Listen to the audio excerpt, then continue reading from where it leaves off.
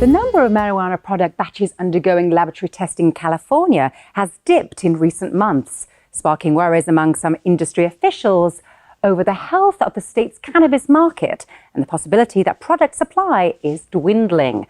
But several insiders also were careful to note it's too early to reach any conclusions based on the test results, saying the legal market may be undergoing regular seasonal fluctuation.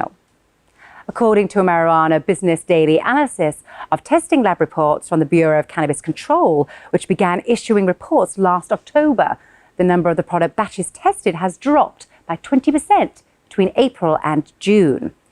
In April, the number of product batches tested hit a 2019 high of 5,113, but in June that dropped to just 4,111.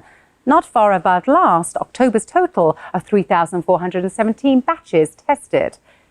As of July the 5th, the latest date from which data was available, a total of 56,609 MJ product batches have been tested since January 2018, when adult use sales began in the state.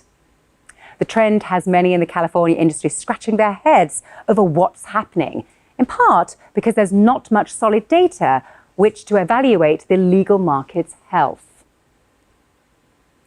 Hawaii's just become the 26th state to decriminalize or legalize marijuana, going with the former option.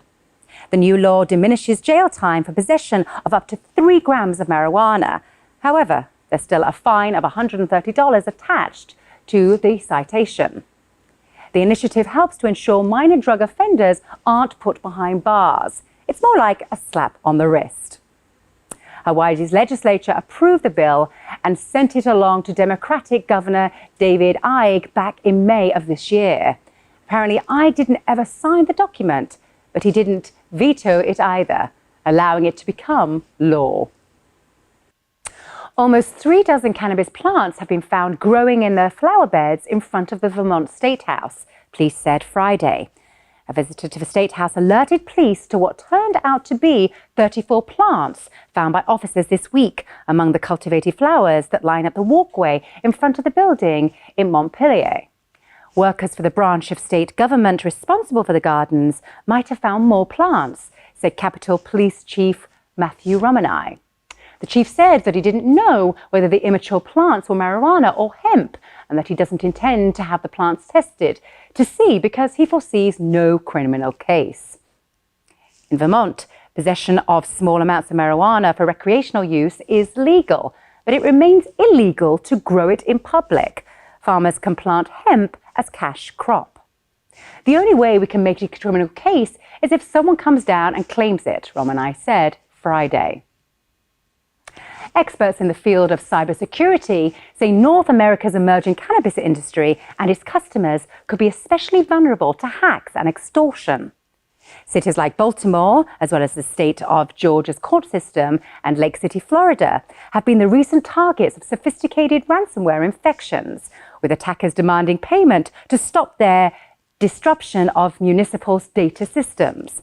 Officials in Lake City, facing the potential loss of the entire city's information systems, paid a $460,000 ransom.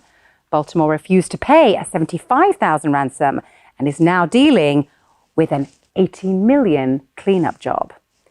Cybersecurity experts say the legal cannabis sector offers a tempting target for online criminals.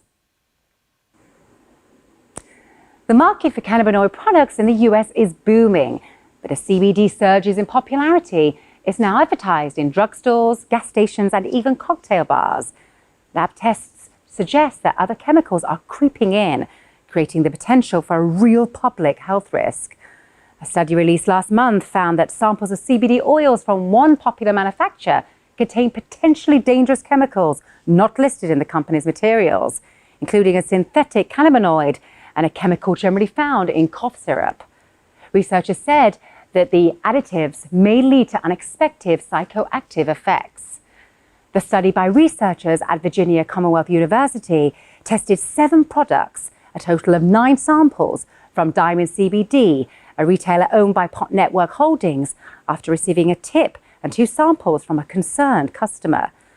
The unexpected chemicals found in the products include DXM, a well-known cough medicine with a history of recreational abuse and health dangers, and 5-FADB, one of a growing group of synthetic cannabinoids, often known as K2 or spice, that have cropped up around the world in recent years.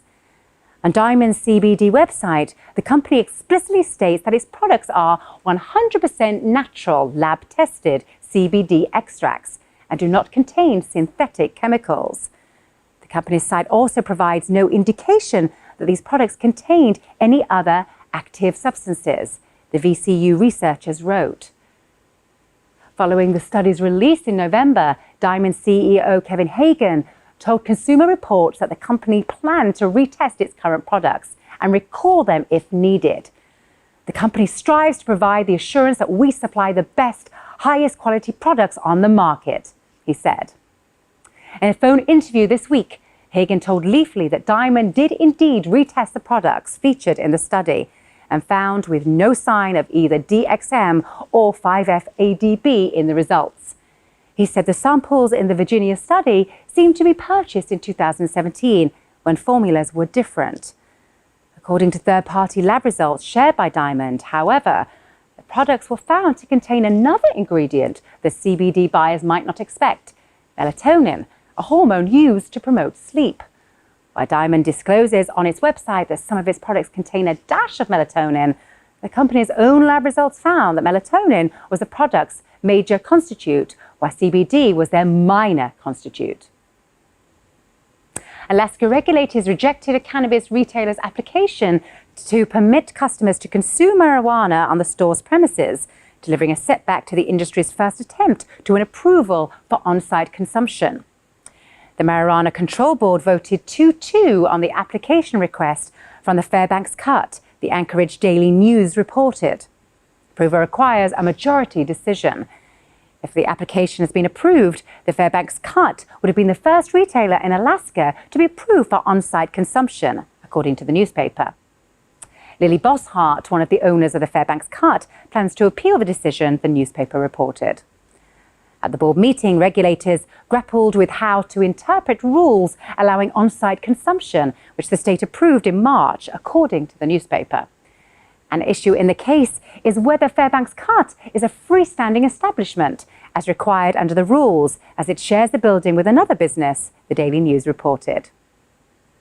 Jushi, a Florida-based marijuana company, closed an agreement to acquire Pennsylvania-based Franklin Bioscience in a $63 million deal.